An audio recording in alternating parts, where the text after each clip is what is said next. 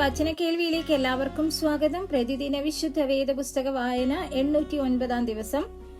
യെഹെസ്കേൽ പ്രവാചകന്റെ പുസ്തകം 9 അധ്യായം. അനന്തരം ഞാൻ കേൾക്കെ അവൻ അത്യുച്ചത്തിൽ വിളിച്ചു, നഗരത്തിന്റെ സന്ദർശനങ്ങളെ അടുത്തു വരുമാറാക്കുവിൻ, ഓരോരുത്തരും നാശകരമായ ആയുധം കയ്യിലെടുക്കട്ടെ എന്ന് കൽപ്പിച്ചു.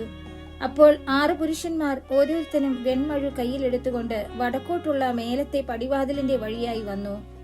അവരുടെ നടുവിൽ ക്ഷണവസ്ത്രം ധരിച്ച് അരയിൽ എഴുത്തുകാരന്റെ മഷിക്കുപ്പിയുമായി ഒരുത്തൻ ഉണ്ടായിരുന്നു. അവർ അകത്ത് ചെന്ന് താമ്രയാഗ പീഠത്തിന്റെ അരികെ നിന്നു.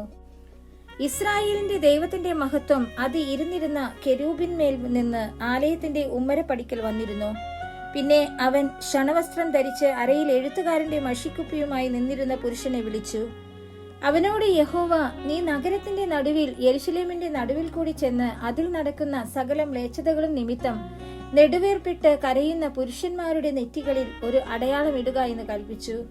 മറ്റേവരോട് ഞാൻ കേൾക്കെ അവൻ, നിങ്ങൾ അവന്റെ പിന്നാലെ നഗരത്തിൽ കൂടി ചെന്ന് വെട്ടുവിൻ. നിങ്ങളുടെ കണ്ണിന് ആദരവ് തോന്നരുത്, നിങ്ങൾ കരുണ കാണിക്കുകയുമരുത്.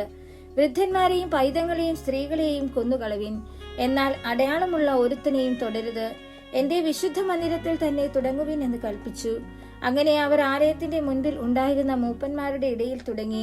അവൻ അവരോട്, നിങ്ങൾ ആലയത്തെ അശുദ്ധമാക്കി പ്രാകാരങ്ങളെ നിഹതന്മാരെ കൊണ്ട് നിറപ്പിൻ, പുറപ്പെടുവിൻ എന്ന് കൽപ്പിച്ചു.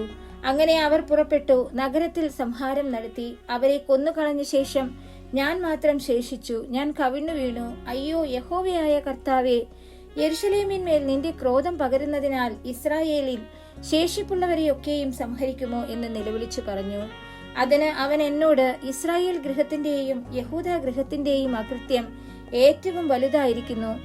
ദേശം രക്തപാതകം കൊണ്ടും നഗരം അന്യായം കൊണ്ടും നിറഞ്ഞിരിക്കുന്നു. യഹോവ ദേശത്തെ വിട്ടുപോയിരിക്കുന്നു, യഹോവ കാണുന്നില്ല എന്ന് അവർ പറയുന്നുവല്ലോ. ഞാനോ എന്റെ കണ്ണിന് ആദരവ് തോന്നാതെയും ഞാൻ കരുണ കാണിക്കാതെയും അവരുടെ നടപ്പിന് തക്കവണ്ണം അവരുടെ തലയിൽ പകരം കൊടുക്കുമെന്ന് അരുളിച്ചെയ്തു. ക്ഷണവസ്ത്രം ധരിച്ച് അരയിൽ മഷിക്കുപ്പിയുമായുള്ള പുരുഷൻ എന്നോട് കൽപ്പിച്ചതുപോലെ ഞാൻ ചെയ്തിരിക്കുന്നുവെന്ന് വസ്തുത ബോധിപ്പിച്ചു.